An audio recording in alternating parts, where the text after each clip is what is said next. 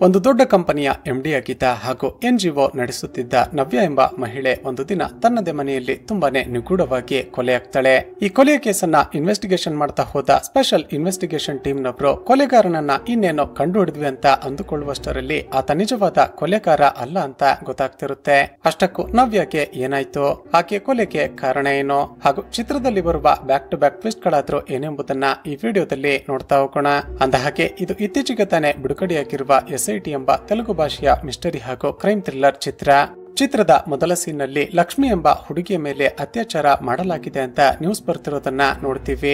ಈ ನ್ಯೂಸ್ ಎಲ್ಲ ಕಡೆ ವೈರಲ್ ಆದ ಕಾರಣ ಪೊಲೀಸರ ಮೇಲೆ ತುಂಬಾನೇ ಪ್ರೆಷರ್ ಕ್ರಿಯೇಟ್ ಆಗುತ್ತೆ. ಹಾಗಾಗಿ ಹೈಯರ್ ಆಫೀಸರ್ ಗಳು ಈ ಕೇಸನ್ನ ಪಾರ್ಥಸಾರಥಿ ಎಂಬ ಒಬ್ಬ ತುಂಬಾನೇ ಎಫಿಷಿಯಂಟ್ ಹಾಗೂ ಸ್ಟ್ರಿಕ್ಟ್ ಪೊಲೀಸ್ ಆಫೀಸರ್ಗೆ ಅಸೈನ್ ಮಾಡ್ತಾರೆ. ತಕ್ಷಣವೇ ಇನ್ವೆಸ್ಟಿಗೇಷನ್ ಶುರು ಮಾಡಿಕೊಂಡ ಪಾರ್ಥ ಅತ್ಯಾಚಾರ ಮಾಡಿದ ಅಪರಾಧಿ ವಾಸು ಎಂಬಾತನನ್ನ ಹಿಡಿದು ಅವನನ್ನ ಎನ್ಕೌಂಟರ್ ಮಾಡಿ ಸಾಯಿಸಿ ಬಿಡ್ತಾನೆ. ಇಲ್ಲಿಗೆ ಈ ಸೀನ್ ಕಟ್ಟಾಗಿ ಕೆಲವು ದಿನಗಳ ನಂತರ ಯಾರೋ ಒಬ್ಬ ಅನ್ನೋನ್ ವ್ಯಕ್ತಿ ಒಂದು ಮನೆಗೆ ಬಂದು ರೂಮ್ ನ ಒಳಗಡೆ ಮಲಗಿದ್ದ ನವ್ಯ ಎಂಬ ಹುಡುಗಿಯ ಮೇಲೆ ಗನ್ ಫೈರ್ ಮಾಡಿ ವಾಪಸ್ ಯಾರಿಗೂ ಗೊತ್ತಾಗದ ಹಾಗೆ ಅದೇ ಆಟೋದಲ್ಲಿ ಅಲ್ಲಿಂದ ಎಸ್ಕೇಪ್ ಆಗಿ ಬಿಡ್ತಾನೆ. ಸ್ನೇಹಿತರೆ, ಈಗ ಕೊಲೆಯಾಗಿರುವ ಆ ನವ್ಯ ಒಂದು ಸಾಫ್ಟ್ವೇರ್ ಕಂಪನಿಯ MD ಆಗಿರ್ತಾಳೆ ಹಾಗೂ ಈಕೆ ಒಂದು ಪ್ರೈವೇಟ್ NGO ಅನ್ನ ಕೂಡ ನಡೆಸುತ್ತಿರುತ್ತಾಳೆ.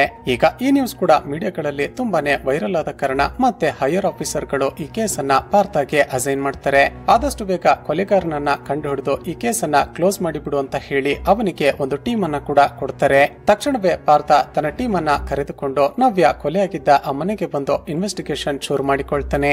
ಮನೆಯಲ್ಲಿ CCTV ಕ್ಯಾಮೆರಾ ಇದ್ದರೂ ಕೂಡ ಅದರ ಕನೆಕ್ಷನ್ ಅನ್ನ ಹಾಗೂ ಹಾರ್ಡ್ ಡಿಸ್ಕ್ ಅನ್ನ ಮಾತ್ರ ಕಟ್ ಮಾಡಲಾಗಿರುತ್ತೆ ಹಾಗೂ ಮನೆಯ ವಾಶ್ರೂಮ್ ನಲ್ಲಿದ್ದ ಕಿಟಕಿಯನ್ನ ಕೂಡ ಮುರಿದಿರೋದನ್ನ ಗಮನಿಸುತ್ತಾರೆ.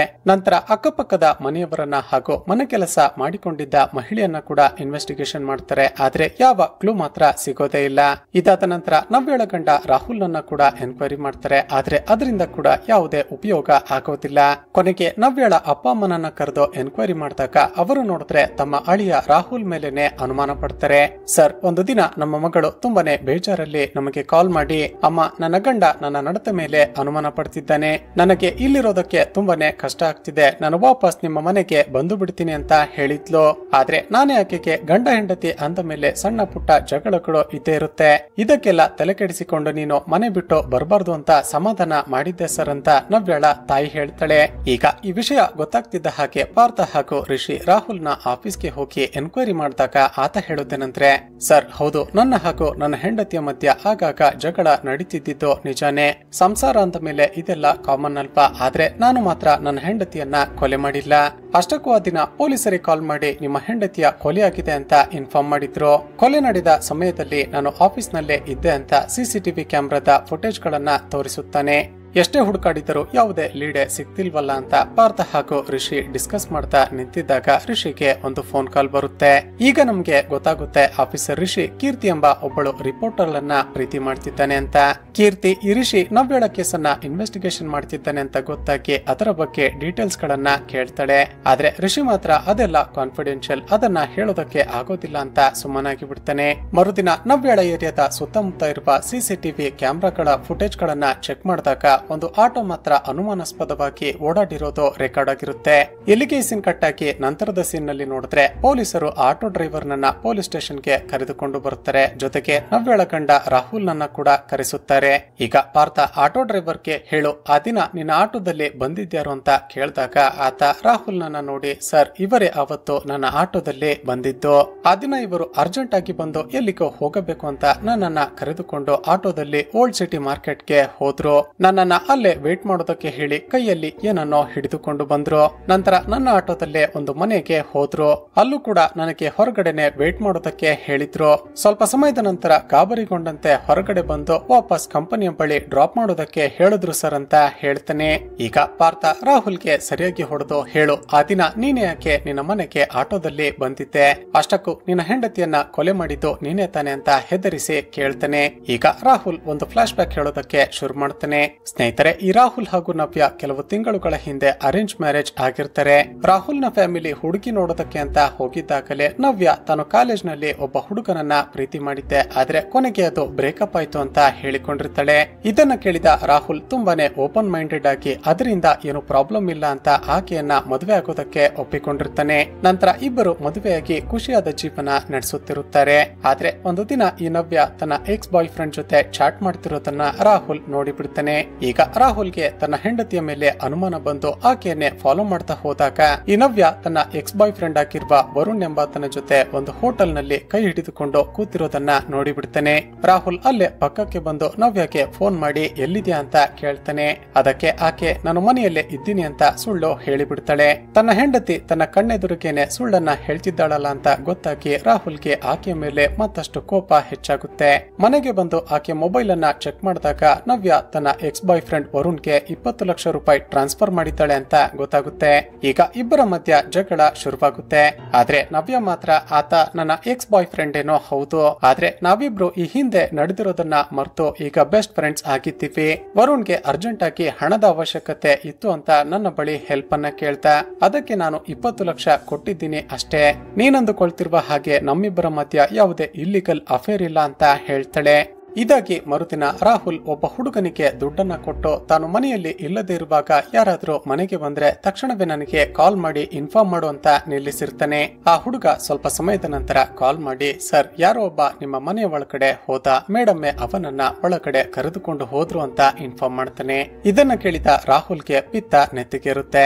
ಆತ ಖಂಡಿತ ತನ್ನ ಹೆಂಡತಿಯ ಎಕ್ಸ್ ಬಾಯ್ ಫ್ರೆಂಡೇ ಇರ್ಬೇಕು. ನಾನು ಮನೆಯಲ್ಲಿ ಇಲ್ಲದೆ ಇರುವಾಗ ಇಬ್ಬರು ಇಂಟಿಮೇಟ್ ಆಗ್ತಿರ್ತಾರೆ ಅಂತ ಅದೇ ಕೋಪದಲ್ಲಿ ಆಫೀಸ್ ನಲ್ಲಿ ಗೊತ್ತಾಗದ ಹಾಗೆ ಸಿಸಿಟಿವಿ ಕ್ಯಾಮೆರಾಗಳ ಕಣ್ತಪ್ಪಿಸಿ ಎಮರ್ಜೆನ್ಸಿ ಎಕ್ಸಿಟ್ ನಲ್ಲಿ ಹೊರಗಡೆ ಬರ್ತಾನೆ. ಅಲ್ಲೇ ಇದ್ದ ಆಟೋದಲ್ಲಿ ಓಲ್ಡ್ ಸಿಟಿ ಮಾರ್ಕೆಟ್ ಗೆ ಹೋಗಿ ಒಂದು ಸೆಕೆಂಡ್ ಹ್ಯಾಂಡ್ ಗನ್ ಅನ್ನ ಪರ್ಚೇಸ್ ಮಾಡ್ತಾನೆ. ವಾಪಸ್ ಬಂದು ಅದೇ ಆಟೋದಲ್ಲಿ ತನ್ನ ಮನೆಗೆ ಹೋಗಿ ಮಲಗಿದ್ದ ನವ್ಯಕ್ಕೆ ಶೂಟ್ ಮಾಡಿ ಸಾಯಿಸಿ ಬಿಡ್ತಾನೆ. ಹೀಗೆ ನಡೆದ ಎಲ್ಲವನ್ನ ಒಪ್ಪಿಕೊಂಡ ರಾಹುಲ್, ಹೌದು ಸರ್, ನಾನೇ ನನ್ನ ಹೆಂಡತಿಯನ್ನ ಸಾಯಿಸಿದ್ದು, ಆದ್ರೆ ನನಗೆ ಇದರಲ್ಲಿ ಯಾವುದೇ ಗಿಲ್ಟ್ ಇಲ್ಲ ಅಂತ ನಗ್ತಾ ಹೇಳ್ತಾನೆ. ಇದನ್ನ ಕೇಳಿದ ಪಾರ್ಥ ತನ್ನ ಡಿಜಿಪಿಗೆ ಕಾಲ್ ಮಾಡಿ, ಸರ್ ಈ ಕೇಸ್ ಸಾಲ್ವ್ ಆಯ್ತು, ನವ್ಯಳ ಗಂಡ ರಾಹುಲ್ ಕೊಲೆಗಾರ, ನಾನು ಆದಷ್ಟು ಬೇಗ ಚಾರ್ಜ್ ಶೀಟ್ ಸಬ್ಮಿಟ್ ಮಾಡ್ತೀನಿ ಅಂತ ಹೇಳ್ತಾನೆ.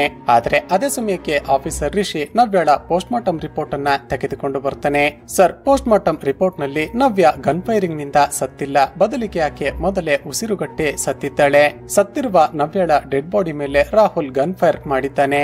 ಇದರ ಅರ್ಥ ನಿಜವಾದ ಕೊಲೆಗಾರ ರಾಹುಲ್ ಅಲ್ಲ, ಬೇರೆ ಯಾರೋ ಈ ಕೊಲೆಯನ್ನ ಮಾಡಿದ್ದಾರೆ ಅಂತ ಹೇಳ್ತಾನೆ.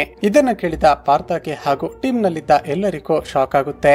ಈಗ ಮತ್ತೆ ಮೊದಲಿನಿಂದ ಇನ್ವೆಸ್ಟಿಗೇಷನ್ ಶುರು ಮಾಡಿ ನವ್ಯಳ ಎಕ್ಸ್ ಬಾಯ್ ಫ್ರೆಂಡ್ ಆಗಿರುವ ವರುಣ್ ಮನೆಗೆ ಬರ್ತಾರೆ. ಆತ ನೋಡಿದ್ರೆ, ಹೌದು ಸರ್, ನಾನು ಹಾಗೂ ನವ್ಯ ಕಾಲೇಜ್ ನಲ್ಲಿ ಒಬ್ಬರನ್ನೊಬ್ಬರು ಪ್ರೀತಿ ಮಾಡ್ತಿದ್ವಿ, ಆದ್ರೆ ನಮ್ಮಿಬ್ಬರ ಮಧ್ಯ ಸರಿ ಬರದ ಕಾರಣ ಕೊನೆಗೆ ಬ್ರೇಕಪ್ ಆಯ್ತು. ರೀಸೆಂಟ್ ಆಗಿ ಕಾಲೇಜ್ ನ ರಿಯೂನಿಯನ್ ಪಾರ್ಟಿಯಲ್ಲಿ ನಾವಿಬ್ರು ಮತ್ತೆ ಮೀಟ್ ಆದ್ವಿ. ಹಿಂದೆ ನಡೆದ ಎಲ್ಲವನ್ನ ಮರೆತು ಮತ್ತೆ ಇಬ್ಬರು ಫ್ರೆಂಡ್ಸ್ ಆಗಿರೋಣ ಅಂತ ಮಾತನಾಡಿಕೊಂಡ್ವಿ. ನವ್ಯಳ ಕೊಲೆಯಾದ ದಿನ ತನಗೆ ಕಿಡ್ನಿ ಆಪರೇಷನ್ ಇತ್ತು ಅಂತ ತಾನು ಹಾಸ್ಪಿಟಲ್ಗೆ ಅಡ್ಮಿಟ್ ಆಗಿದ್ದ ಡಾಕ್ಯುಮೆಂಟ್ಸ್ ಗಳನ್ನ ತೋರಿಸುತ್ತಾನೆ. ಇದಾದ ನಂತರ ಆ ದಿನ ಮನೆಯ ಬಳಿ ಅಬ್ಸರ್ವೇಷನ್ಗೆ ಅಂತ ರಾಹುಲ್ ಒಬ್ಬ ಹುಡುಗನನ್ನ ನಿಲ್ಲಿಸಿದ್ದ ಅಲ್ವಾ, ಅವನನ್ನ ಹಿಡಿದು ಆ ದಿನ ನವ್ಯಳ ಮನೆಗೆ ಬಂದಿದ್ಯಾರು ಅಂತ ಫೋಟೋ ತೋರಿಸಿದಾಗ ಆತ ವರುಣ್ನ ಫೋಟೋವನ್ನ ನೋಡಿ, ಹೌದು ಸರ್, ಇವನೇ ಆ ದಿನ ಮನೆಗೆ ಬಂದಿತ್ತು ಅಂತ ಹೇಳ್ತಾನೆ. ಇದನ್ನ ನೋಡಿದ ಪಾರ್ಥ ಹಾಗೂ ರಿಷಿಗೆ ಈಗ ಮತ್ತೆ ವರುಣ್ ಮೇಲೆ ಅನುಮಾನ ಹೆಚ್ಚಾಗುತ್ತೆ. ಮತ್ತೆ ಅವನ ಬಳಿ ಬಂದು ಎನ್ಕ್ವೈರಿ ಮಾಡಬೇಕು ಅಂತ ಅನ್ನುವಷ್ಟರಲ್ಲಿ ಆತ ಪಾರ್ಥ ಹಾಗೂ ರಿಷಿಯನ್ನ ನೋಡ್ತಿದ್ದ ಹಾಗೆ ಎಸ್ಕೇಪ್ ಆಗೋದಕ್ಕೆ ಪ್ರಯತ್ನ ಪಡ್ತಾನೆ. ಕೊನೆಗೂ ಅವನನ್ನ ಹಿಡಿದು ಸರಿಯಾಗಿ ಹೊಡೆದು ಸ್ಟೇಷನ್ಗೆ ಎಳೆದುಕೊಂಡು ಬಂದು ಎನ್ಕ್ವೈರಿ ಮಾಡೋದಕ್ಕೆ ಶುರು ಮಾಡ್ತಾರೆ. ಈಗ ಬೇರೆ ದಾರಿ ಇಲ್ಲದೆ ವರುಣ್ ಒಂದು ಫ್ಲಾಶ್ ಬ್ಯಾಕ್ ಹೇಳೋದಕ್ಕೆ ಶುರು ಮಾಡ್ತಾನೆ. ಈ ವರುಣ್ ಹಾಗೂ ನವ್ಯ ಕಾಲೇಜ್ ನಲ್ಲಿ ಲವ್ ಮಾಡ್ತಿದ್ದಾಗ ಈತ ಒಂದು ದಿನ ಆಕೆಯನ್ನ ರೆಸಾರ್ಟ್ಗೆ ಕರೆದುಕೊಂಡು ಹೋಗಿ ಇಂಟಿಮೇಟ್ ಆಗೋದಕ್ಕೆ ಪ್ರಯತ್ನ ಪಟ್ಟಿರ್ತಾನೆ. ಇದನ್ನ ನೋಡಿದ ನವ್ಯಗೆ ತುಂಬಾನೇ ಕೋಪ ಬಂದು ಇದೆಲ್ಲ ಮದುವೆ ಆದ ಮೇಲೆ ನನ್ನನ್ನ ಫೋರ್ಸ್ ಮಾಡ್ಬೇಡ ಅಂತ ಬೈದಿರ್ತಾಳೆ. ಆದರೂ ಕೂಡ ಈತ ಮಾತ್ರ ಆಕೆ ಜೊತೆ ಫೋರ್ಸ್ಫುಲಿ ಇಂಟಿಮೇಟ್ ಆಗೋದಕ್ಕೆ ಪ್ರಯತ್ನ ಪಟ್ಟಿರ್ತಾನೆ.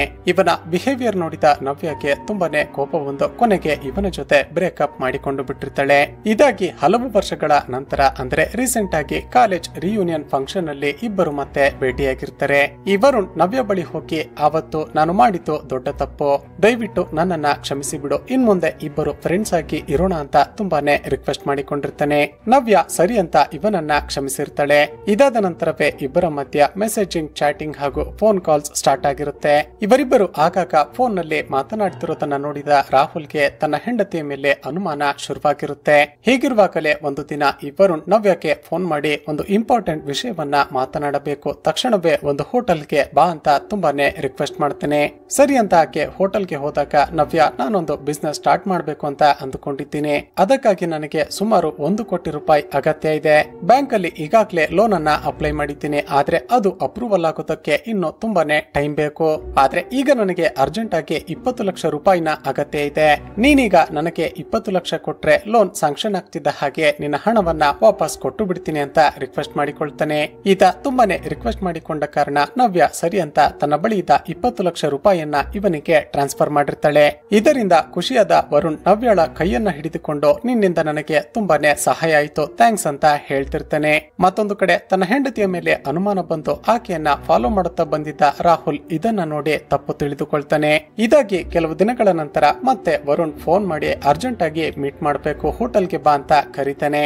ಆದ್ರೆ ತನ್ನ ಗಂಡ ತನ್ನ ಮೇಲೆ ಅನುಮಾನ ಪಟ್ಟು ದಿನವೂ ಮನೆಯಲ್ಲಿ ಜಗಳ ಆಗುತ್ತಿದ್ದ ಕಾರಣ ವರುಣ್, ನಿನ್ನಿಂದಾಗಿ ನನ್ನ ಗಂಡ ವಿನಾಕಾರಣ ನನ್ನ ಮೇಲೆ ಅನುಮಾನ ಪಟ್ಟು ದಿನವೂ ಜಗಳ ಮಾಡ್ತಿದ್ದಾನೆ, ಇನ್ಮೇಲೆ ನೀನು ನನಗೆ ಫೋನ್ ಮಾಡೋದಾಗ್ಲಿ ಮೆಸೇಜ್ ಮಾಡೋದಾಗ್ಲಿ ಮಾಡಬೇಡ, ನಾನು ಕೊಟ್ಟಿರುವ 20 ಲಕ್ಷ ರೂಪಾಯಿ ದುಡ್ಡನ್ನ ಆದಷ್ಟು ಬೇಗ ವಾಪಸ್ ಕೊಟ್ಟು ಬಿಡು ಅಂತ ಹೇಳ್ತಾಳೆ. ಆದ್ರೆ ಈ ವರುಣ್ ಮಾತ್ರ, ನವ್ಯ, ನಾನು ಬ್ಯಾಂಕ್ ನಲ್ಲಿ ಲೋನ್ ಅಪ್ಲೈ ಮಾಡಿದ್ನಲ್ಲ, ಅದಕ್ಕೆ ಬ್ಯಾಂಕಿನವರು ಶ್ಯೂರಿಟಿ ಕೇಳ್ತಿದ್ದಾರೆ, ನೀನು ನನ್ನ ಶ್ಯೂರಿಟಿ ಪೇಪರ್ಗೆ ಸೈನ್ ಮಾಡಿದ್ರೆ ನನಗೆ ತುಂಬಾನೇ ಹೆಲ್ಪ್ ಆಗುತ್ತೆ, ನನಗೆ ಲೋನ್ ಸ್ಯಾಂಕ್ಷನ್ ಆದ್ರೆ ಮಾತ್ರನೇ ಅಲ್ವಾ ನಾನು ನಿನಗೆ ದುಡ್ಡನ್ನ ವಾಪಸ್ ಕೊಡೋದಕ್ಕೆ ಸಾಧ್ಯ ಅಂತ ರಿಕ್ವೆಸ್ಟ್ ಮಾಡ್ತಾನೆ. ಆದ್ರೆ ನವ್ಯ ಮಾತ್ರ, ಇಲ್ಲ, ನಾನು ಎಲ್ಲಿಗೂ ಬರೋದಿಲ್ಲ ಅಂತ ಹೇಳಿ ಫೋನ್ ಅನ್ನ ಕಟ್ ಮಾಡಿ ಬಿಡ್ತಾಳೆ. ಇದಾಗಿ ಸ್ವಲ್ಪ ಸಮಯದ ನಂತರ ನೋಡಿದ್ರೆ ವರುಣ್ ಪೇಪರ್ಸ್ ಅನ್ನ ತೆಗೆದುಕೊಂಡು ಮನೆಗೇನೆ ಬಂದು ಬಿಡ್ತಾನೆ. ಇವನನ್ನ ನೋಡಿ ಕೋಪಗೊಂಡ ನವ್ಯ, ವರುಣ್, ನಿನಗೆ ಅಷ್ಟು ಕೂಡ ಬುದ್ಧಿ ಇಲ್ವಾ, ನಿನ್ನಿಂದಾಗಿ ನನ್ನ ಹಾಗೂ ನನ್ನ ಗಂಡನ ಮಧ್ಯ ದಿನವೂ ಜಗಳ ನಡೀತಿದೆ, ತಕ್ಷಣವೇ ಇಲ್ಲಿಂದ ಹೊರಟು ಹೋಗು ಅಂತ ಬೈದು ಬಿಡ್ತಾಳೆ. ಆದ್ರೆ ಸ್ನೇಹಿತರೆ, ಈಗ ಒಂದು ಟ್ವಿಸ್ಟ್ ರಿವೀಲ್ ಆಗುತ್ತೆ. ಈ ವರುಣ್ನ ಅಸಲಿ ಮುಖ ರಿವೀಲ್ ಆಗುತ್ತೆ. ನಾನು ಕಾಲೇಜ್ ನಲ್ಲಿ ಇದ್ದಾಗಿನಿಂದಲೇ ನಿನ್ನ ಜೊತೆ ಪ್ರೀತಿ ಮಾಡ್ತಿರುವ ರೀತಿ ನಾಟಕ ಮಾಡ್ತಿದ್ದೆ. ಯಾಕೆ ಅಂತ ಗೊತ್ತಾ? ಯಾಕಂದ್ರೆ ನಿನ್ನ ಆಸ್ತಿಯನ್ನ ನನ್ನದಾಗಿಸಿಕೊಳ್ಬೇಕು ಅಂತ. ಆದ್ರೆ ಆಗ ನೀನು ನನ್ನ ಕೈಯಿಂದ ಬ್ರೇಕಪ್ ಮಾಡಿಕೊಂಡು ತಪ್ಪಿಸಿಕೊಂಡು ಬಿಟ್ಟೆ. ನಂತರ ಹೇಗಾದ್ರೂ ಮಾಡಿ ನಿನ್ನ ಜೊತೆ ಮತ್ತೆ ಫ್ರೆಂಡ್ಶಿಪ್ ಮಾಡಿಕೊಳ್ಳಲೇಬೇಕು ಅಂತ ಆ ದಿನ ನಾನೇ ಎಲ್ಲರ ಜೊತೆ ಮಾತನಾಡಿ ಕಾಲೇಜ್ ರಿಯೂನಿಯನ್ ಫಂಕ್ಷನ್ ಅನ್ನ ಅರೇಂಜ್ ಮಾಡಿದ್ದೆ. ನನ್ನ ಪ್ಲಾನ್ ಪ್ರಕಾರ ನೀನು ನನ್ನ ಜೊತೆ ವಾಪಸ್ ಫ್ರೆಂಡ್ಶಿಪ್ ಮಾಡಿಕೊಳ್ಳೋದಕ್ಕೆ ಒಪ್ಕೊಂಡೆ. ನಿನ್ನಿಂದ ಅಟ್ಲೀಸ್ಟ್ 1 ಕೋಟಿ ರೂಪಾಯಿ ಆದ್ರೂ ವಸೂಲಿ ಮಾಡಿಕೊಳ್ಳಬೇಕು ಅಂತ ಅಂದುಕೊಂಡ್ರೆ ನೀನು ನನ್ನನ್ನೇ ದೂರ ಮಾಡೋದಕ್ಕೆ ಪ್ಲಾನ್ ಮಾಡ್ತಿದ್ಯಾ? ಹೀಗೆ ಹೇಳ್ತಾ ಆಕೆಗೆ ಸರಿಯಾಗಿ ಹೊಡೆದು, ತಗೋ, ತಕ್ಷಣ ಈ ಪೇಪರ್ಸ್ ಗೆ ಸೈನ್ ಮಾಡು, ಇಲ್ಲಾಂದ್ರೆ ನಾವಿಬ್ರು ರೆಸಾರ್ಟ್ ಗೆ ಹೋಗಿದ್ದಾಗ ನೀನು ಡ್ರೆಸ್ ಚೇಂಜ್ ಮಾಡ್ತಿರೋದನ್ನ ನಾನು ಸೀಕ್ರೆಟ್ ಆಗಿ ವಿಡಿಯೋ ರೆಕಾರ್ಡ್ ಮಾಡಿ ಇಟ್ಕೊಂಡಿದ್ದೀನಿ. ನೀನು ಸೈನ್ ಮಾಡ್ಲಿಲ್ಲ ಅಂದ್ರೆ ಈ ವಿಡಿಯೋವನ್ನ ನಿನ್ನ ಗಂಡನಿಗೆ ಹಾಗೂ ಸೋಷಿಯಲ್ ಮೀಡಿಯಾದಲ್ಲಿ ಪೋಸ್ಟ್ ಮಾಡಿಬಿಡ್ತೀನಿ ಅಂತ ಹೆದರಿಸುತ್ತಾನೆ. ಅದೇ ಸಮಯಕ್ಕೆ ಮನೆಯ ಡೋರ್ ಅನ್ನ ಯಾರೋ ಬಡಿತಾರೆ. ವರುಣ್ ನವ್ಯಗೆ, ಮನೆಗೆ ಯಾರೇ ಬಂದಿದ್ರು ಕೂಡ ತಕ್ಷಣವೇ ಅವರನ್ನ ಕಳುಹಿಸಿ ಬಿಡು, ಇಲ್ಲ ಅಂದ್ರೆ ಗೊತ್ತಲ್ವಾ ನಾನೇನ್ ಮಾಡ್ತೀನಿ ಅಂತ ಹೇಳ್ತಾ ಅಲ್ಲಿದ್ದ ವಾಶ್ರೂಮ್ ನ ಒಳಗಡೆ ಹೋಗಿ ಬಚ್ಚಿಟ್ಟುಕೊಳ್ತಾನೆ. ಆದ್ರೆ ಸ್ವಲ್ಪ ಸಮಯದ ನಂತರ ವರುಣ್ಗೆ ನವ್ಯ ಜೋರಾಗಿ ಕಿರುಚಿಕೊಳ್ತಿರುವ ಶಬ್ದ ಕೇಳಿಸುತ್ತೆ. ತಕ್ಷಣವೇ ಡೋರ್ ಓಪನ್ ಮಾಡೋದಕ್ಕೆ ನೋಡ್ತಾನೆ. ಆದ್ರೆ ಡೋರ್ ಹೊರಗಡೆಯಿಂದ ಲಾಕ್ ಆಗಿರುತ್ತೆ. ಹೆದರಿಕೊಂಡ ವರುಣ್ ವಾಶ್ರೂಮ್ ನ ಕಿಟಕಿಯನ್ನ ಓಪನ್ ಮಾಡಿ ವಾಪಸ್ ಮನೆ ಒಳಗಡೆ ಬಂದು ನೋಡಿದ್ರೆ ಶಾಕಿಂಗ್ಲಿ ನವ್ಯ ಆಗಲೇ ಸತ್ತು ಹೋಗಿರ್ತಾಳೆ. ಇದನ್ನ ನೋಡಿ ಹೆದರಿಕೊಂಡ ಈತ ತಕ್ಷಣವೇ ಅಲ್ಲಿಂದ ಎಸ್ಕೇಪ್ ಆಗಿ ಬಿಡ್ತಾನೆ. ಈಗ ಪ್ರೆಸೆಂಟ್ ನಲ್ಲಿ, ಸರ್, ಅಷ್ಟಕ್ಕೂ ನಾನ್ಯಾಕೆ ನವ್ಯಳನ್ನ ಕೊಲೆ ಮಾಡ್ತೀನಿ, ಆಕೆ ಬಳಿ ಕೇವಲ ಹಣ ವಸೂಲಿ ಮಾಡಬೇಕು ಅನ್ನೋದಷ್ಟೇ ನನ್ನ ಪ್ಲಾನ್ ಆಗಿತ್ತು, ಇದನ್ನ ಬಿಟ್ರೆ ನನ್ಗೇನು ಕೂಡ ಗೊತ್ತಿಲ್ಲ ಸರ್ ಅಂತ ಹೇಳ್ತಾನೆ. ಅದೇ ಸಮಯಕ್ಕೆ ಪೊಲೀಸರಿಗೆ ಮತ್ತೊಂದು ವಿಷಯ ಗೊತ್ತಾಗುತ್ತೆ.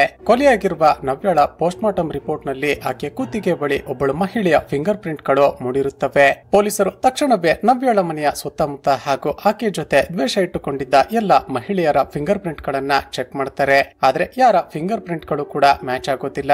ಹೀಗಿರುವಾಗಲೇ ರಿಷಿಗೆ ಒಂದು ವಿಷಯ ಫ್ಲಾಶ್ ಆಗುತ್ತೆ. ಸರ್, ಕೊಲೆಯಾಗಿರುವ ನವ್ಯಳ ತಂದೆ ತಾಯಿ ಹೈದರಾಬಾದ್ ನಿಂದ ಸುಮಾರು 200 ಕಿಲೋಮೀಟರ್ ದೂರದಲ್ಲಿರುವ ಹಳ್ಳಿಯಲ್ಲಿ ಇದ್ರು ಅಲ್ವಾ. ತನ್ನ ಮಗಳು ಕೊಲೆಯಾಗಿದ್ದಾಳೆ ಅಂತ ಗೊತ್ತಾದ ತಕ್ಷಣ ಅವರು ಇಲ್ಲಿಗೆ ಹೊರಟು ಬರೋದಕ್ಕೆ ಮಿನಿಮಮ್ 3 ಗಂಟೆ ಆದ್ರೂ ಸಮಯ ಬೇಕು. ಆದ್ರೆ ಅವತ್ತು ಪೊಲೀಸರು ಇನ್ಫಾರ್ಮ್ ಮಾಡಿದ 30 ನಿಮಿಷದಲ್ಲೇ ಅವರು ಇಲ್ಲಿಗೆ ಬರೋದಕ್ಕೆ ಹೇಗೆ ಸಾಧ್ಯ? ಖಂಡಿತ ಇದರಲ್ಲೇನೋ ಮಿಸ್ಟರಿ ಅಡಗಿದೆ ಅಂತ ಹೇಳ್ತಾ ಅವರಿಬ್ಬರನ್ನ ಅವರನ್ನ ಎನ್ಕ್ವೈರಿ ಮಾಡೋದಕ್ಕೆ ಬರ್ತಾರೆ.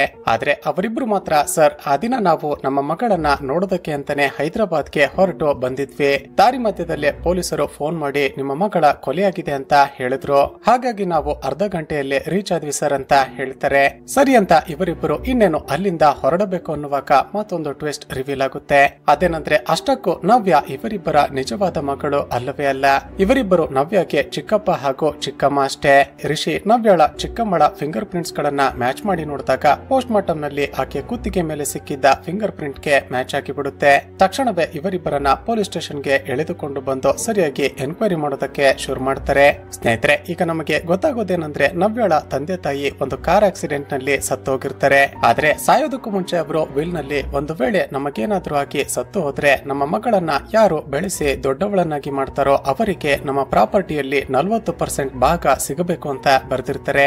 ಇದೇ ಕಾರಣಕ್ಕೆ ಇವರಿಬ್ಬರು ನವ್ಯಾಳನ್ನ ಚಿಕ್ಕ ವಯಸ್ಸಿನಿಂದ ನೋಡಿಕೊಂಡಿರ್ತಾರೆ. ಆದ್ರೆ ನವ್ಯಾಗೆ 18 ವರ್ಷ ತುಂಬಿದ ಮೇಲೆ ತಮಗೆ ಬರಬೇಕಾದ 40% ಆಸ್ತಿಯ ಭಾಗವನ್ನ ಕೇಳಿದ್ರೆ ಆಕೆ ಮುಂದೊಂದು ದಿನ ಬರೆದು ಕೊಡ್ತೀನಿ ಅಂತ ಪೋಸ್ಟ್ ಪೋನ್ ಮಾಡುತ್ತಲೇ ಬರ್ತಾಳೆ. ಇದರಿಂದ ತುಂಬಾನೇ ಕೋಪಗೊಂಡಿದ್ದ ಇವರಿಬ್ಬರು ಆ ದಿನ ಪೇಪರ್ಸ್ ತೆಗೆದುಕೊಂಡು ಆಕೆ ಮನೆಗೆ ಬರ್ತಾರೆ. ಅಷ್ಟರಲ್ಲಾಗಲೇ ಆ ವರುಣ್ ನವ್ಯಾಳ ಮನೆಗೆ ಬಂದು ಬಾತ್ರೂಮ್ ನ ಒಳಗಡೆ ಬಚ್ಚಿಟ್ಟುಕೊಂಡಿದ್ದ ಅಲ್ವಾ. ಅದೇ ಟೆನ್ಷನ್ ಅಲ್ಲಿ ನವ್ಯ ಇವರಿಬ್ಬರಿಗೆ ಮತ್ತೊಂದು ದಿನ ಬನ್ನಿ ಆವಾಗ ಆರಾಮಾಗಿ ಕೂತು ಮಾತಾಡೋಣ ಅಂತ ರಿಕ್ವೆಸ್ಟ್ ಮಾಡಿಕೊಂಡಿರ್ತಾಳೆ. ಆದ್ರೆ ಇವರಿಬ್ರು ಮಾತ್ರ ಎಷ್ಟು ದಿನ ಅಂತ ನಮಗೆ ಇದೇ ಕಥೆಯನ್ನ ಹೇಳ್ತೀಯಾ, ಈ ಡಾಕ್ಯುಮೆಂಟ್ಸ್ ಗೆ ಸೈನ್ ಮಾಡಿಬಿಡು, ನಾವು ನಿನಗೆ ತೊಂದರೆ ಕೊಡೋದಿಲ್ಲ ಅಂತ ಫೋರ್ಸ್ ಮಾಡ್ತಾರೆ. ಮೊದಲೇ ಬೇರೆ ಟೆನ್ಷನ್ ನಲ್ಲಿ ಇದ್ದ ನವ್ಯ ಆ ಪೇಪರ್ಸ್ ಗಳಿಗೆ ಸೈನ್ ಮಾಡಿಬಿಡ್ತಾಳೆ. ಆದ್ರೆ ಆಕೆ ಸೈನ್ ಮಾಡ್ತಿದ್ದ ಹಾಗೆ ಇವರಿಬ್ಬರ ನಿಜವಾದ ಬಣ್ಣ ಬಯಲಾಗುತ್ತೆ. ಎಷ್ಟು ದಿನ ತಮಗೆ ಆಸ್ತಿಯನ್ನ ಬರೆದುಕೊಡದೆ ಸತಾಯಿಸ್ಬಿಟ್ಲಲ್ಲ ಅಂತ ಅದೇ ಕೋಪದಲ್ಲಿ ಆಕೆಯನ್ನ ಸಾಯಿಸೋದಕ್ಕೆ ನಿರ್ಧಾರ ಮಾಡ್ತಾರೆ. ಹೇಗಿದ್ದರೂ ನಿನ್ನ ಗಂಡ ನಿನ್ನ ನಡತೆ ಸರಿ ಇಲ್ಲ ಅಂತ ನಿನ್ನ ಮೇಲೆ ಅನುಮಾನ ಪಡ್ತಿದ್ದಾನೆ. ನೀನು ಅದೇ ವಿಷಯವನ್ನ ನನಗೆ ಫೋನ್ ಮಾಡಿ ಹೇಳಿದ್ದನ್ನ ನಾನು ರೆಕಾರ್ಡ್ ಮಾಡಿಕೊಂಡಿದ್ದೀನಿ. ಈಗ ನಿನ್ನನ್ನ ಕೊಲೆ ಮಾಡಿಬಿಟ್ರೆ ಈ ಕೊಲೆಯ ಆಪಾದನೆ ನಿನ್ನ ಗಂಡನ ಮೇಲೆನೆ ಹೋಗುತ್ತೆ. ನೀನು ಸತ್ತ ನಂತರ ನಿನ್ನ ಗಂಡ ಜೈಲಿಗೆ ಹೋದ್ರೆ ನಿನ್ನ ಪೂರ್ತಿ ಆಸ್ತಿ ಕೂಡ ನಮಗೇನೆ ಸಿಗುತ್ತೆ ಅಂತ ಆಕೆಗೆ ಸರಿಯಾಗಿ ಹೊಡೆದು ಫ್ಯಾನಿಗೆ ನೇಣು ಹಾಕೋದಕ್ಕೆ ಪ್ರಯತ್ನ ಪಡುತ್ತಿರುವಾಗಲೇ ನವ್ಯ ವಾಶ್ರೂಮ್ ನ ಕಡೆ ನೋಡಿ ವರುಣ್ ಕಾಪಾಡು ಕಾಪಾಡು ಅಂತ ಕೂಗಿಕೊಳ್ಳೋದಕ್ಕೆ ಶುರು ಮಾಡ್ತಾಳೆ. ಇದನ್ನ ನೋಡಿದ ಇವಳ ಚಿಕ್ಕಪ್ಪನಿಗೆ ಅರ್ಥವಾಗುತ್ತೆ ವಾಶ್ರೂಮ್ ನ ಒಳಗಡೆ ಯಾರೋ ಇದ್ದಾರೆ ಅಂತ. ತಕ್ಷಣವೇ ಆತ ಹೋಗಿ ಹೊರಗಿನಿಂದ ವಾಶ್ರೂಮ್ ನ ಡೋರ್ ಅನ್ನ ಲಾಕ್ ಮಾಡಿಬಿಡ್ತಾನೆ. ಆದರೆ ಅದೇ ಸಮಯಕ್ಕೆ ಮನೆಯ ಮುಂದೆ ಹಾದು ಹೋಗ್ತಿದ್ದ ಪೊಲೀಸ್ ಜೀಪ್ ನ ಸೈರನ್ ಕೇಳಿಸುತ್ತೆ. ಹೆದರಿಕೊಂಡ ಇವರಿಬ್ಬರು ತಕ್ಷಣವೇ ಅಲ್ಲಿಂದ ಎಸ್ಕೇಪ್ ಆಗಿ ಬಿಡ್ತಾರೆ. ಈಗ ನವ್ಯಳ ಚಿಕ್ಕಪ್ಪ ಹಾಗೂ ಚಿಕ್ಕಮ್ಮನೆ ಅವಳನ್ನ ಕೊಲೆ ಮಾಡಿರೋದು ಅಂತ ಇವರೆಲ್ಲ ಅಂದುಕೊಳ್ತಾರೆ. ಇಲ್ಲಿಗೆ ಈ ಸೀನ್ ಕಟ್ ಆಗಿ ನಂತರದ ಸೀನ್ ನಲ್ಲಿ ರಿಷಿ ತನ್ನ ಲವ್ವರ್ ಕೀರ್ತಿಯನ್ನ ಮೀಟ್ ಮಾಡೋದಕ್ಕೆ ಅಂತ ಬಂದಿರ್ತಾನೆ. ನೀನು ಯಾವಾಗಲೂ ನವ್ಯಳ ಕೇಸ್ ಬಗ್ಗೆ ಕೇಳ್ತಿದ್ದೆ ಅಲ್ವಾ, ಆಕೆಯನ್ನ ಕೊಲೆ ಮಾಡಿರೋದು ಆಕೆಯ ಚಿಕ್ಕಪ್ಪ ಹಾಗೂ ಚಿಕ್ಕಮ್ಮನೆ ಅಂತ ಹೇಳ್ತಾನೆ. ಕೀರ್ತಿ ಹೇಳ್ತಾಳೆ, ರಿಷಿ ನಾನೊಂದು ದಿನ ಕೊಲೆಯಾಗಿರುವ ನವ್ಯಳ ಇಂಟರ್ವ್ಯೂ ಅನ್ನ ಮಾಡಿದ್ದೆ. ನವ್ಯ ಸೊಸೈಟಿಯಲ್ಲಿ ದೌರ್ಜನ್ಯಕ್ಕೆ ಒಳಗಾದ ಹಾಗೂ ಅತ್ಯಾಚಾರಕ್ಕೆ ಒಳಗಾದ ಹೆಣ್ಣು ಮಕ್ಕಳಿಗೆ ಅಂತಾನೆ ಒಂದು NGO ನಡೆಸುತ್ತಿದ್ಲು. ಆಕೆ ಸೊಸೈಟಿಯಲ್ಲಿ ಯಾರಾದ್ರೂ ಹೆಣ್ಣು ಮಕ್ಕಳು ಕಷ್ಟದಲ್ಲಿ ಇದ್ದಾರೆ ಅಂದ್ರೆ ಅವರಿಗೆ ಸಹಾಯ ಮಾಡೋದಕ್ಕೆ ಮುಂದೆ ಬರ್ತಿದ್ಲು. ಒಂದು ದಿನ ಆಕೆ ಲಕ್ಷ್ಮಿ ಎಂಬ ಹುಡುಗಿಯ ಮೇಲೆ ಅತ್ಯಾಚಾರ ಆಗಿದೆ, ಅವಳಿಗೆ ನ್ಯಾಯ ಸಿಗುವ ಹಾಗೆ ಮಾಡಲೇಬೇಕು ಅಂತ ನನ್ನ ಬಳಿ ಹೇಳಿದ್ಲು ಅಂತ ಹೇಳ್ತಾಳೆ. ಇದನ್ನ ಕೇಳಿದ ರಿಷಿಗೆ ಸಡನ್ ಆಗಿ ಏನೋ ಫ್ಲಾಶ್ ಆಗುತ್ತೆ. ತಕ್ಷಣವೇ ನವ್ಯಳ ಕಾಲ್ ಹಿಸ್ಟರಿಯನ್ನ ಚೆಕ್ ಮಾಡಿದಾಗ ಆಕೆ ಕೊಲೆಯಾದ ದಿನ ಪೊಲೀಸ್ ಕಂಟ್ರೋಲ್ ರೂಮ್ ನ ನಂಬರ್ 100 ಗೆ ಡಯಲ್ ಮಾಡಿದ್ಲು ಅಂತ ಗೊತ್ತಾಗುತ್ತೆ. ತಕ್ಷಣವೇ ಕಂಟ್ರೋಲ್ ರೂಮ್ ನ ಆಫೀಸರ್ ನ ಬಳಿ ವಿಚಾರಿಸಿದಾಗ ಹೌದು ಸರ್, ಆ ದಿನ ನವ್ಯ ಎಂಬ ಒಬ್ಬಳು ಹುಡುಗಿ ಕಾಲ್ ಮಾಡಿದ್ಲು, ನನ್ನನ್ನ ಕೊಲೆ ಮಾಡೋದಕ್ಕೆ ಪ್ರಯತ್ನ ಪಡ್ತಿದ್ದಾರೆ, ಕಾಪಾಡಿ ಅಂತ ಕೂಗಾಡಿಕೊಳ್ತಿದ್ಲು. ನಾನು ತಕ್ಷಣವೇ ಆಕೆ ಲೊಕೇಶನ್ ಗೆ ಹತ್ತಿರ ಇದ್ದ ಪೊಲೀಸ್ ಸ್ಟೇಷನ್ ಗೆ ಕಾಲನ್ನ ಟ್ರಾನ್ಸ್ಫರ್ ಮಾಡ್ತೆ ಸರ್ ಅಂತ ಹೇಳ್ತಾನೆ. ಈತ ಕಾಲ್ ಟ್ರಾನ್ಸ್ಫರ್ ಮಾಡಿದ್ದ ಆ ಪೊಲೀಸ್ ಸ್ಟೇಷನ್ ಗೆ ಹೋಗಿ ಅಲ್ಲಿದ್ದ ಆಫೀಸರ್ ನನ್ನ ವಿಚಾರಿಸಿದಾಗ ಹೌದು ಸರ್, ಆ ದಿನ ಕಂಟ್ರೋಲ್ ರೂಮ್ ನಿಂದ ಒಂದು ಕಾಲ್ ಟ್ರಾನ್ಸ್ಫರ್ ಆಗಿತ್ತು. ಆ ದಿನ ಪಾರ್ಥ ಸರ್ ಡ್ಯೂಟಿಯಲ್ಲಿ ಇರ್ಲಿಲ್ಲ. ನಾನು ಮೊದಲಿಗೆ ಅವರಿಗೇನೆ ಫೋನ್ ಮಾಡಿದೆ, ಆದ್ರೆ ಅವರು ರಜೆಯಲ್ಲಿ ಇದ್ದಾರೆ ಅಂತ ಗೊತ್ತಾದ್ಮೇಲೆ ಕಾನ್ಸ್ಟೇಬಲ್ ಒಬ್ಬನಿಗೆ ಕಂಪ್ಲೇಂಟ್ ಅನ್ನ ಅಸೈನ್ ಮಾಡಿದೆ. ಆದ್ರೆ ನಮ್ಮ ಕಾನ್ಸ್ಟೇಬಲ್ ಅಲ್ಲಿಗೆ ಹೋಗುವಷ್ಟರಲ್ಲಿ ಆಕೆಯನ್ನ ಯಾರೋ ಕೊಲೆ ಮಾಡಿಬಿಟ್ಟಿದ್ರು ಸರ್ ಅಂತ ಹೇಳ್ತೇನೆ. ರಿಷಿ ತಕ್ಷಣ ನವ್ಯಳ ಕಂಪ್ಲೀಟ್ ಕಾಲ್ ಹಿಸ್ಟರಿ ಬೇಕು ಅಂತ ಆಕೆ ಯೂಸ್ ಮಾಡ್ತಿದ್ದ ಸಿಮ್ ಕಾರ್ಡ್ ಕಂಪನಿಗೆ ಹೋಗಿ ವಿಚಾರಿಸಿದಾಗ ಅಲ್ಲಿದ್ದ ಸ್ಟಾಫ್ ನೋಡಿದ್ರೆ ಸರ್, ಕಸ್ಟಮರ್ ಗಳ ಪರ್ಸನಲ್ ಡೀಟೇಲ್ಸ್ ಆಕ್ಸೆಸ್ ಮಾಡಬೇಕು ಅಂದ್ರೆ ಮ್ಯಾನೇಜರ್ ಪರ್ಮಿಷನ್ ಬೇಕು, ಮ್ಯಾನೇಜರ್ ಇವತ್ತು ಲೀವ್ ನಲ್ಲಿ ಇದ್ದಾರೆ ಅಂತ ಹೇಳ್ತಾ ರಿಷಿಗೆ ಆ ಮ್ಯಾನೇಜರ್ ನ ಅಡ್ರೆಸ್ ಅನ್ನ ಕೊಡ್ತಾಳೆ. ರಿಷಿ ಆ ಮ್ಯಾನೇಜರ್ ನ ಮನೆಯ ಕಡೆ ಹೊರಟಿದ್ದಾಗ ಇದ್ದಕ್ಕಿದ್ದ ಹಾಗೆ ಒಂದು ರೌಡಿಗಳ ಗುಂಪು ಬಂದು ಇವನ ಮೇಲೆ ಅಟ್ಯಾಕ್ ಮಾಡೋದಕ್ಕೆ ಶುರು ಮಾಡುತ್ತೆ. ಆದ್ರೆ ಅದೇ ಸಮಯಕ್ಕೆ ಸರಿಯಾಗಿ ಪಾರ್ಥ ಅಲ್ಲಿಗೆ ಬಂದು ಆ ರೌಡಿಗಳ ಜೊತೆ ಫೈಟ್ ಮಾಡಿ ಇವನನ್ನ ಕಾಪಾಡ್ತಾನೆ. ಅಷ್ಟರಲ್ಲಾಗಲೇ ಆ ರೌಡಿಗಳು ತಪ್ಪಿಸಿಕೊಂಡು ಎಸ್ಕೇಪ್ ಆಗಿ ಬಿಡ್ತಾರೆ. ನಂತರ ಆ ಮ್ಯಾನೇಜರ್ ನ ಮನೆಗೆ ಹೋಗುವಷ್ಟರಲ್ಲಿ ಶಾಕಿಂಗ್ಲಿ ಅವನನ್ನ ಯಾರೋ ಆಗಲೇ ಸಾಯಿಸಿ ಬಿಟ್ಟಿರ್ತಾರೆ. ಈಗ ರಿಷಿಗೆ ಒಂದು ವಿಷಯ ಕನ್ಫರ್ಮ್ ಆಗುತ್ತೆ, ನವ್ಯಾಳ ಕೊಲೆಯ ಹಿಂದೆ ಬೇರೆ ಯಾರೋ ಇದ್ದಾರೆ. ಈ ಮ್ಯಾನೇಜರ್ ನ ಬಳಿ ಕಾಲ್ ಹಿಸ್ಟರಿಯನ್ನ ಈಸ್ಕೋಬೇಕು ಅಂದುಕೊಳ್ಳುವಷ್ಟರಲ್ಲಿ ಅವನನ್ನ ಸಾಯಿಸಿದ್ದಾರೆ, ಅಂದ್ರೆ ಏನನ್ನೋ ಮುಚ್ಚಿಡೋದಕ್ಕೆ ಪ್ರಯತ್ನ ಪಡ್ತಿದ್ದಾರೆ ಅಂತ. ಅಲ್ಲಿಗೆ ಬರುವಾಗ ತನ್ನ ಮೇಲೆ ಅಟ್ಯಾಕ್ ಮಾಡಿದ್ದ ರೌಡಿಗಳ ಮೇಲೆನೆ ಅನುಮಾನ ಬಂದು ಅವರನ್ನ ಹಿಡಿದು ಸರಿಯಾಗಿ ಹೊಡೆದು ಎನ್ಕ್ವೈರಿ ಮಾಡ್ತಾನೆ. ಇಲ್ಲಿಗೆ ಈ ಸೀನ್ ಕಟ್ ಆಗಿ ಚಿತ್ರದ ಅಲ್ಟಿಮೇಟ್ ಟ್ವಿಸ್ಟ್ ರಿವೀಲ್ ಆಗುತ್ತೆ. ಮರುದಿನ ಬೆಳಿಗ್ಗೆ ಶಾಕಿಂಗ್ಲಿ ರಿಷಿ ಪಾರ್ಥನನ್ನ ಅರೆಸ್ಟ್ ಮಾಡಿಕೊಂಡು ಕರೆದುಕೊಂಡು ಬರ್ತಾನೆ ಹಾಗೂ ಹಿಂದಿನ ದಿನ ಅರೆಸ್ಟ್ ಮಾಡಿದ್ದ ರೌಡಿಗಳನ್ನ ಕೂಡ ಅಲ್ಲಿಗೆ ಕರೆಸುತ್ತಾನೆ. ರೌಡಿಯನ್ನ ಹೆದರಿಸಿ ಕೇಳಿದಾಗ, ಹೌದು ಸರ್, 2 ದಿನಗಳ ಹಿಂದೆ ಈ ಪಾರ್ಥ ನನ್ನ ಬಳಿ ಬಂದು ನಿಮ್ಮ ಫೋಟೋವನ್ನ ತೋರಿಸಿ ನಿಮ್ಮನ್ನ ಕೊಲೆ ಮಾಡೋದಕ್ಕೆ ಸುಪಾರಿ ಕೊಟ್ಟಿದ್ರು. ಅವರು ಹೇಳಿದ ಹಾಗೇನೆ ನಿಮ್ಮ ಮೇಲೆ ಅಟ್ಯಾಕ್ ಮಾಡ್ತಿದ್ದಾಗ ಅವರೇ ಬಂದು ನಿಮ್ಮನ್ನ ಕಾಪಾಡಿದ್ರು. ನಂತರ ನಮ್ಮನ್ನ ಅಲ್ಲಿಂದ ತಪ್ಪಿಸಿಕೊಳ್ಳೋದಕ್ಕೆ ಬಿಟ್ಟು ಫೋನ್ ಮಾಡಿ ಆ ಮ್ಯಾನೇಜರ್ ನನ್ನ ಸಾಯಿಸೋದಕ್ಕೆ ಅವರೇನೆ ಹೇಳಿದ್ದು. ಪಾರ್ಥ ಹೇಳಿದ್ದಕ್ಕೇನೆ ನಿಮ್ಮ ಮೇಲೆ ಅಟ್ಯಾಕ್ ಮಾಡಿದ್ದು ಹಾಗೂ ಆ ಮ್ಯಾನೇಜರ್ ನನ್ನ ಕೂಡ ಕೊಲೆ ಮಾಡಿದ್ದು ಅಂತ ಹೇಳ್ತಾರೆ. ಈಗ ರಿಷಿ ಪಾರ್ಥಗೆ ಹೇಳು, ಇದನ್ನೆಲ್ಲ ಯಾಕೆ ಮಾಡಿದೆ, ನವ್ಯಾಳ ಕೊಲೆಗೂ ನಿನಗೂ ಇರುವ ಸಂಬಂಧ ಏನು ಅಂತ ಕೇಳ್ತಾನೆ. ಈಗ ಪಾರ್ಥ ಒಂದು ಫ್ಲಾಶ್ ಬ್ಯಾಕ್ ಹೇಳೋದಕ್ಕೆ ಶುರು ಮಾಡ್ತಾನೆ. ಕೆಲವು ದಿನಗಳ ಹಿಂದೆ ಈ ಪಾರ್ಥನ ತಮ್ಮ ಅಳುತ್ತಾ ಇವನ ಬಳಿ ಬಂದು, ಅಣ್ಣ ದಯವಿಟ್ಟು ನನ್ನನ್ನ ಕಾಪಾಡು, ನಾನು ಕುಡಿದ ನಶೆಯಲ್ಲಿ ಲಕ್ಷ್ಮಿ ಎಂಬ ಹುಡುಗಿಯ ಮೇಲೆ ಅತ್ಯಾಚಾರ ಮಾಡಿ ಆಕೆಯನ್ನ ಸಾಯಿಸಿಬಿಟ್ಟೆ ಅಂತ ಹೇಳ್ತಾನೆ. ಈ ಪಾರ್ಥ ತನ್ನ ತಮ್ಮನನ್ನ ಕಾಪಾಡಿಕೊಳ್ಳೋದಕ್ಕೆ ಅಂತ ಆ ಲಕ್ಷ್ಮಿಯ ಬಾಯ್ ಫ್ರೆಂಡ್ ಆಗಿದ್ದ ವಾಸುನ ಮೇಲೆ ಈ ಕೇಸನ್ನ ಹಾಕಿ ಅವನನ್ನ ಎನ್ಕೌಂಟರ್ ಮಾಡಿ ಸಾಯಿಸಿ ಬಿಡ್ತಾನೆ. ಸ್ನೇಹಿತರೆ, ಚಿತ್ರದ ಶುರುವಿನಲ್ಲಿ ಒಂದು ಎನ್ಕೌಂಟರ್ ನೋಡಿದ್ವಿ ಅಲ್ವಾ? ಆ ಎನ್ಕೌಂಟರ್ ನಲ್ಲಿ ಸತ್ತಿದ್ದು ಲಕ್ಷ್ಮಿಯ ಬಾಯ್ ಫ್ರೆಂಡ್ ಆಗಿದ್ದ ವಾಸುನೆ. ಅತ್ಯಾಚಾರಕ್ಕೆ ಒಳಗಾಗಿ ಕೊಲೆಯಾಗಲ್ಪಟ್ಟ ಲಕ್ಷ್ಮಿ ನವ್ಯಾಳ ಫ್ರೆಂಡೇ ಆಗಿರ್ತಾಳೆ. ಈ ವಿಷಯ ನವ್ಯಾಗೆ ಗೊತ್ತಾಗ್ತಿದ್ದ ಹಾಗೆ ಆಕೆ ಹ್ಯೂಮನ್ ರೈಟ್ಸ್ ಗೆ ಕಂಪ್ಲೇಂಟ್ ಅನ್ನ ಕೊಟ್ಟು ಬಿಟ್ಟಿರ್ತಾಳೆ. ಹೀಗಾಗಿ ಪಾರ್ಥನ ಮೇಲೆ ಹ್ಯೂಮನ್ ರೈಟ್ಸ್ ಕಮಿಟಿಯವರ ಎನ್ಕ್ವೈರಿ ಅರೇಂಜ್ ಆಗುತ್ತೆ. ಆಫೀಸರ್ಗಳು ಇವನಿಗೆ ಸರಿಯಾಗಿ ಬೈಯುತ್ತಾ, ನೀನೊಬ್ಬ ಪೊಲೀಸ್ ಆಫೀಸರ್ ಅಥವಾ ರೌಡಿ ಶೀಟರ, ಎನ್ಕ್ವೈರಿ ಮಾಡಿ ಕ್ರಿಮಿನಲ್ ಗಳನ್ನ ಕಂಡುಹಿಡಿ ಅಂದ್ರೆ ನೀನೆ ಅವರನ್ನ ಎನ್ಕೌಂಟರ್ ಮಾಡಿ ಸಾಯಿಸ್ತಾ ಇದೀಯಾ. ರೀಸೆಂಟ್ ಆಗಿ ವಾಸು ಎಂಬ ಹುಡುಗನನ್ನ ಪಾಯಿಂಟ್ ಬ್ಲಾಂಕ್ ನಲ್ಲಿ ಶೂಟ್ ಮಾಡಿ ಎನ್ಕೌಂಟರ್ ಮಾಡಿದ್ಯಾ. ನಿನ್ನ ಮೇಲೆ ಈಗಾಗಲೇ ಕಂಪ್ಲೇಂಟ್ ಆಗಿದೆ. ಕೇಸ್ ಏನಾದ್ರೂ ಪ್ರೂವ್ ಆದ್ರೆ ನಿನ್ನ ಕೆಲಸ ಹೋಗೋದ್ರ ಜೊತೆಗೆ ನೀನು ಜೀವನ ಪರ್ಯಂತ ಜೈಲಿನಲ್ಲೇ ಇರಬೇಕಾಗುತ್ತೆ ಅಂತ ಸರಿಯಾಗಿ ಬೈದಿರ್ತಾರೆ. ಇದರಿಂದ ಕೋಪಗೊಂಡ ಪಾರ್ಥ ತನ್ನ ಮೇಲೆ ಕಂಪ್ಲೇಂಟ್ ಕೊಟ್ಟಿದ್ದ ಆ ನವ್ಯಾಳನ್ನ ಹೇಗಾದ್ರೂ ಮಾಡಿ ಮುಗಿಸಿ ಬಿಡಬೇಕು ಅಂತ ಅಂದುಕೊಳ್ತಾನೆ. ಇದಾದ ಮರುದಿನವೇ ಪಾರ್ಥಗೆ ರಜೆ ಇರುತ್ತೆ. ಅದೇ ದಿನ ನವ್ಯಾಳ ಚಿಕ್ಕಪ್ಪ ಹಾಗೂ ಚಿಕ್ಕಮ್ಮ ಇವಳನ್ನ ಕೊಲೆ ಮಾಡಬೇಕು ಅಂತ ಪ್ರಯತ್ನ ಪಡುತ್ತಿದ್ದಾಗ ಗ್ಯಾಪ್ ಅಲ್ಲಿ ನವ್ಯ ತನ್ನ ಬಳಿ ಇದ್ದ ಫೋನ್ ನಲ್ಲಿ 100 ಡಯಲ್ ಮಾಡಿ ತನ್ನನ್ನ ಕಾಪಾಡಿ ಅಂತ ಬೇಡಿಕೊಂಡಿರ್ತಾಳೆ. ಕಂಟ್ರೋಲ್ ರೂಮ್ ನ ಆಫೀಸರ್ ಈ ಪಾರ್ಥ ರಜೆಯಲ್ಲಿ ಇದ್ದಾನೆ ಅಂತ ಗೊತ್ತಿಲ್ಲದೆ ಇವನಿಗೇನೆ ಕಾಲ್ ಮಾಡಿ, ಸರ್, ಒಂದು ಹುಡುಗಿ ಈ ರೀತಿ ಕಂಟ್ರೋಲ್ ರೂಮ್ ಗೆ ಕಾಲ್ ಮಾಡಿದ್ದಾಳೆ ಅಂತ ಇನ್ಫಾರ್ಮ್ ಮಾಡಿರ್ತಾನೆ. ಮೊದಲಿಗೆ ಈ ಪಾರ್ಥ, ನಾನಿವತ್ತು ರಜೆಯಲ್ಲಿ ಇದ್ದೀನಿ, ಬೇರೆ ಯಾರಿಗಾದ್ರೂ ಈ ಕಂಪ್ಲೇಂಟ್ ಅನ್ನ ಅಸೈನ್ ಮಾಡಿ ಅಂತ ಹೇಳಿ ಕಾಲ್ ಅನ್ನ ಕಟ್ ಮಾಡಿರ್ತಾನೆ. ಆದ್ರೆ ಆತ ಹೇಳಿದ ಅಡ್ರೆಸ್ ಅಲ್ಲೇ ಹತ್ತಿರದಲ್ಲೇ ಇದ್ದ ಕಾರಣ ಯಾವುದಕ್ಕೂ ಒಂದು ಸಾರಿ ಹೋಗಿ ನೋಡೋಣ ಅಂತ ಹೋಗಿರ್ತಾನೆ. ಆ ಮನೆಗೆ ಹೋಗಿ ನೋಡಿದಾಗಲೇ ಈ ಪಾರ್ಥಗೆ ಗೊತ್ತಾಗಿರುತ್ತೆ ಅದು ನವ್ಯಾಳ ಮನೆ ಅಂತ. ಮೊದಲೇ ಹೇಗಾದ್ರೂ ಮಾಡಿ ಈಕೆಯನ್ನ ಸಾಯಿಸಬೇಕು ಅಂತ ಕಾಯ್ತಾ ಇದ್ದ ಪಾರ್ಥ ನವ್ಯಾಳ ಚಿಕ್ಕಪ್ಪ ಹಾಗೂ ಚಿಕ್ಕಮ್ಮ ಇವಳ ಕತ್ತನ್ನ ಹಿಸುಕಿದ ಕಾರಣ ಉಸಿರಾಡೋದಕ್ಕೆ ಸಾಧ್ಯವಾಗದೆ ಸಾವು ಬದುಕಿನ ಮಧ್ಯೆ ಹೋರಾಟ ಮಾಡ್ತಿದ್ದ ನವ್ಯಾಳನ್ನ ನೋಡಿ, ಮೀನು ತಾನಾಗೆ ತಾನು ಬಂದು ನನ್ನ ಬಲಿಯಲ್ಲಿ ಸಿಕ್ಕಿ ಹಾಕಿಕೊಂಡಿದೆ, ನನ್ನ ಮೇಲೆನೆ ಹ್ಯೂಮನ್ ರೈಟ್ಸ್ ಗೆ ಕಂಪ್ಲೇಂಟ್ ಕೊಡ್ತೀಯಾ ಅಂತ ಹೇಳ್ತಾ ಅಲ್ಲೇ ಇದ್ದ ದಿಂಬನ್ನ ತೆಗೆದುಕೊಂಡು ಆಕೆಗೆ ಉಸಿರುಗಟ್ಟಿಸಿ ಸಾಯಿಸಿ ಬಿಡ್ತಾನೆ. ನಂತರ ಎಲ್ಲ ಎವಿಡೆನ್ಸ್ ಗಳನ್ನ ಕ್ಲಿಯರ್ ಮಾಡಿ ಅಲ್ಲಿಂದ ಎಸ್ಕೇಪ್ ಆಗಿ ಬಿಡ್ತಾನೆ. ಇಲ್ಲಿಗೆ ಸೀನ್ ಕಟ್ ಆಗಿ ಕತೆ ಈಗ ಪ್ರೆಸೆಂಟ್ ಗೆ ಬರುತ್ತೆ. ರಿಷಿ ಹಾಗೂ ಅವನ ಟೀಮ್ಗೆ ಕೊಲೆಗಾರ ಈ ಪಾರ್ಥನೆ ಅಂತ ಗೊತ್ತಾಗಿ ಇವನನ್ನ ಎನ್ಕೌಂಟರ್ ಮಾಡೋದಕ್ಕೆ ಅಂತ ಯಾರು ಇಲ್ಲದ ಒಂದು ಕಾಡಿನ ಪ್ರದೇಶಕ್ಕೆ ಕರೆದುಕೊಂಡು ಬರ್ತಾರೆ. ಆದ್ರೆ ಇವನನ್ನ ಸಾಯಿಸೋದಕ್ಕೂ ಮುಂಚೆ ಇವನ ಕಣ್ಣಿಗೆ ಒಂದು ಬಟ್ಟೆಯನ್ನ ಕಟ್ಟಿ, ನಿನಗೆ ಕಡಿಯೋದಾಗಿ ಒಂದು ಚಾನ್ಸ್ ಕೊಡ್ತೀವಿ, ನಾವು ಕೊಡುವ ಗನ್ನಿಂದ ನಮ್ಮಲ್ಲಿ ಯಾರನ್ನಾದ್ರೂ ಶೂಟ್ ಮಾಡಿ ಸಾಯಿಸಿ ಬಿಟ್ರೆ ನಿನ್ನನ್ನ ಇಲ್ಲಿಂದ ಹೋಗೋದಕ್ಕೆ ಬಿಡ್ತೀವಿ, ಇಲ್ಲ ಅಂದ್ರೆ ನೀನು ನಮ್ಮ ಕೈಲೇ ಸಾಯ್ತೀಯ ಅಂತ ಹೇಳ್ತಾ ಅವನಿಗೆ ಒಂದು ಗನ್ ಅನ್ನ ಕೊಡ್ತಾರೆ. ಪಾರ್ಥ ಓಡಾಡುತ್ತಿದ್ದ ಹೆಜ್ಜೆ ಸೌಂಡ್ ಗಳನ್ನ ಅಬ್ಸರ್ವ್ ಮಾಡ್ತಾ ಒಂದು ಕಡೆ ಗುರಿ ಮಾಡಿ ಫೈರ್ ಮಾಡಿಬಿಡ್ತಾನೆ.